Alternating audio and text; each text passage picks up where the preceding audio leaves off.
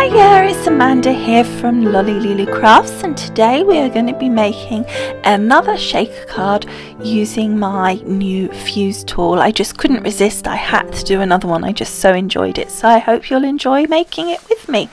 So I'm starting off here with some sparkly stuff. I've got a gorgeous piece of cardstock from Teresa Collins, which is just so pretty. I really like that. And then I've got this gorgeous holographic A6 card that is a top folding rather than a regular folding card, and I'm folding it with the holographic on the inside. I'm creating an aperture in my card, and I'm going to sandwich my shaker pocket between my card base here and my sparkly Teresa Collins cardstock. So in order to do that, I'm just going to cut this Teresa Collins card to roughly the same size as the front of my actual card base. It doesn't need to be perfect. In fact, it's actually better if it's not, and you'll see later why. Now, to create my aperture, I'm using these notched square dies from Tattered Lace, and I've got two here, and I'm using the smaller of the two, and I'm positioning that on the front of my card. And just to make sure it stays exactly where I want it to, I'm just using some Scotch low-tack tape. And because I'm creating a pocket to go between these two layers, I shall pop my sparkly layer to one side and cut that out separately later. So using my Cuttlebug, I've got my A base plate, my rubber mat, my B plate, then I'm putting down my card with it open, obviously, because I don't want to cut through both layers, so the back and the front. I only want to cut through the front, so make sure you do open that up. And then I'm putting my B plate on top of that. Now, because it's a coated cardstock with like sort of the plasticky coating for the holographic of it, I'm putting it through twice just to ensure it cuts through that perfectly. Even with such a simple die, sometimes these coated cards can be a little bit difficult just to cut through. So then I'm just taking that off, and you can see it worked fine and it came out beautifully, so that was a good result. And then popping that together, you can now see that gorgeous holographic popping through our aperture. Now I'm cutting out my aperture in my sparkly paper, same combination of plates as before. You do want to be careful where you position the die, but because we haven't matched the size of the paper precisely to the size of the front of the card, it doesn't have to be perfectly matched. Obviously you don't want it completely over to the left, so, or for as an example, so that it doesn't fit at all, but by doing the paper slightly bigger, you have the opportunity of matching your aperture, as I am here, without having to worry about the sides sort of matching up as well, because it makes it a lot simpler. Now, I decided that I would like to cover the back of the card with a piece of that gorgeous sparkle cardstock, and here you'll see in a way this what I meant about the aperture piece, in that because it didn't fit perfectly, I just plonked on that piece of card and then I could cut it to size, and that made it a lot simpler than having to try and match it up all the time.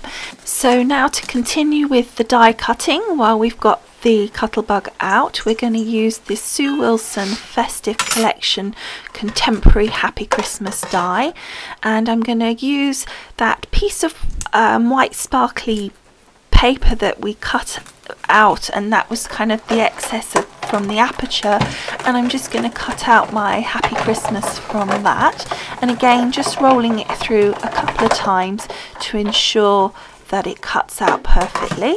And there you'll see it just pops out lovely, and look how beautifully that's cut out. I then cut it out again in this beautiful royal blue mirror card, and then I wanted to offset it, so I've taken the white one and I'm just using my Zig two-way glue pen and just gluing up the white on the back of the white one, and then I'm going to stick that over the blue one, but slightly offset to give kind of a sort of shadow effect. And I think that works really well, and it just gives a little bit of accent to that white. And when we put it against the background, you'll be able to see when we actually finish the card, just I think how that gives that a bit of a pop, and I think that looks really pretty.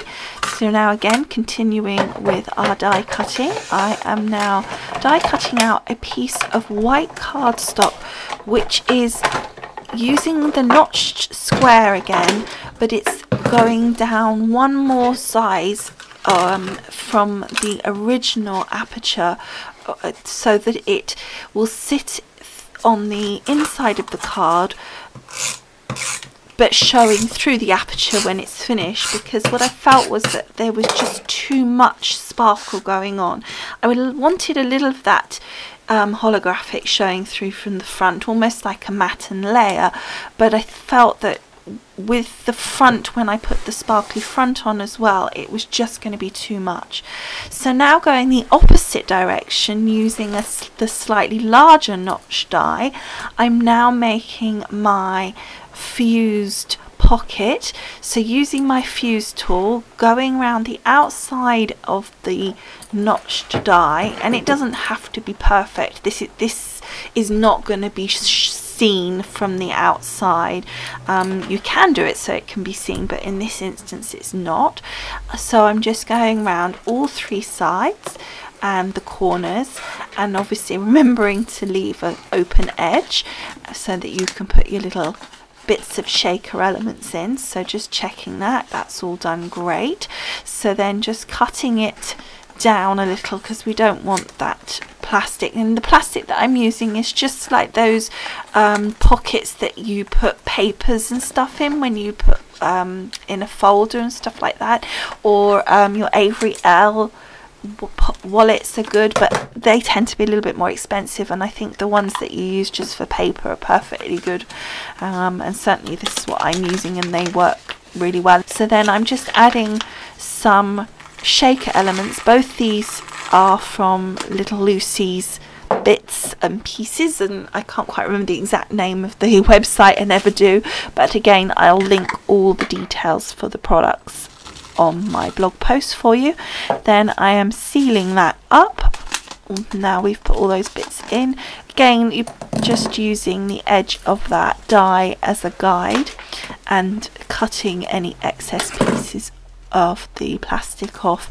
So then I matched the little plastic wallet up against the aperture, and I was looking at it and seeing how the lines of the sealed fused area were quite a little bit outside of the aperture, which meant the little pieces, the little shaker pieces, would fall down behind the aperture a little bit further than I wanted. So I decided to go back round by hand and just go inside that line again with the fuse tool and just make basically the little pocket a bit smaller, and then the little pieces of shaker wouldn't fall down quite so far. Again, you see, because it's all going to be hidden, it didn't really matter, but just watch when you do that you don't do it so far that it becomes exposed, obviously.